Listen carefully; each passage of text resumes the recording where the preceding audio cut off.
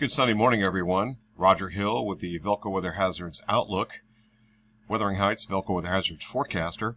One nice day. The rest of today, Sunday, will be followed by a developing southwesterly flow ahead of a broad-scale trough of lower pressure in the Great Lakes. You can see this off to our west. It's producing considerable amount of cloud cover and moisture that's going to be creeping in from the Appalachians and pushing in from southwest to northeast.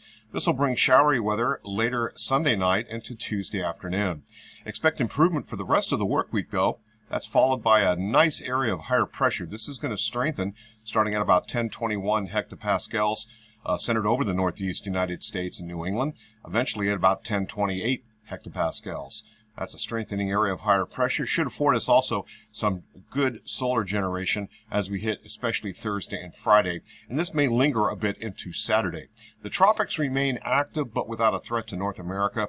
The best project weather develops Wednesday into Friday and again possibly Saturday beyond the outlook period.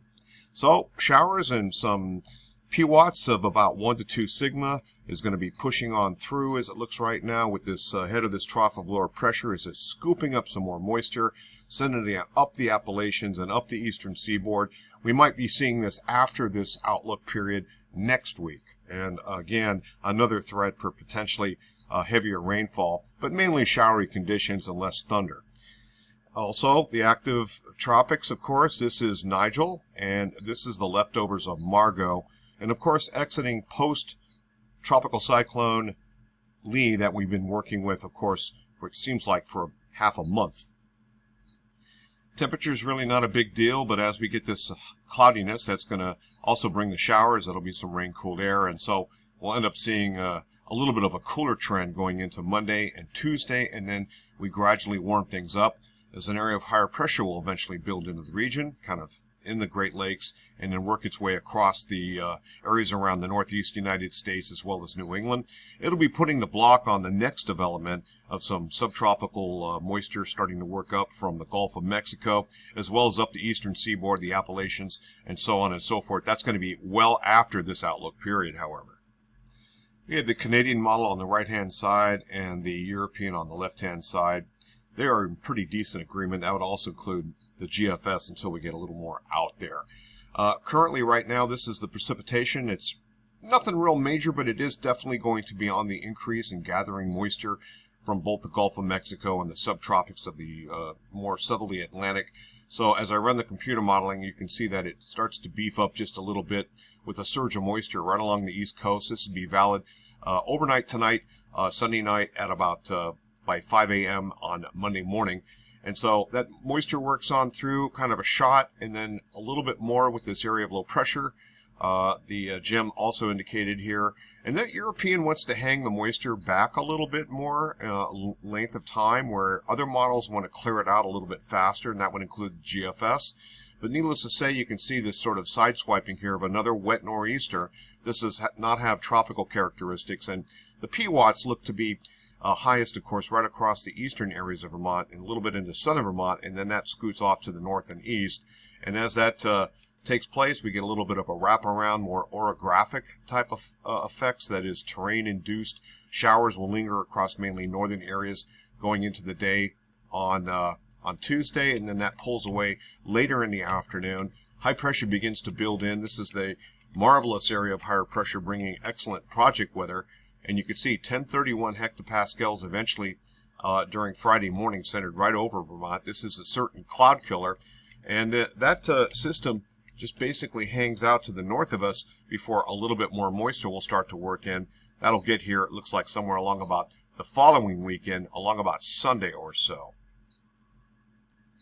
The GFS ensemble, this is center-lined on the grid point of Montpelier, kind of close to the halfway point here for the state as a representative.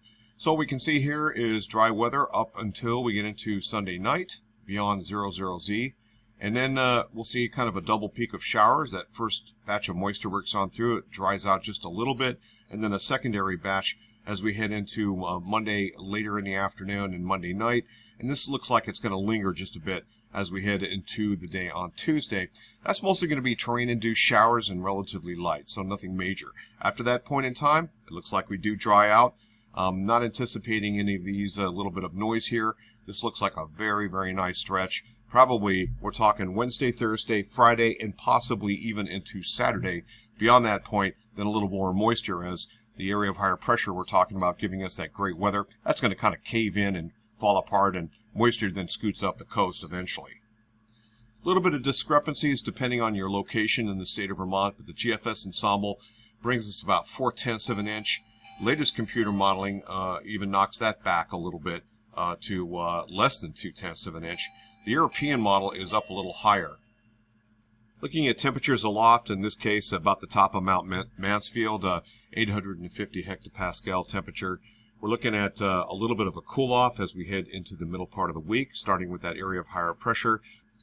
And then you're seeing a little bit of a warm-up here as we head into late this coming week and into next weekend with the warmest temperatures aloft. And that's a really good illustration of temperatures trying to make a run toward probably around 70 or the low 70s as we head into a better period here following that nice dry period.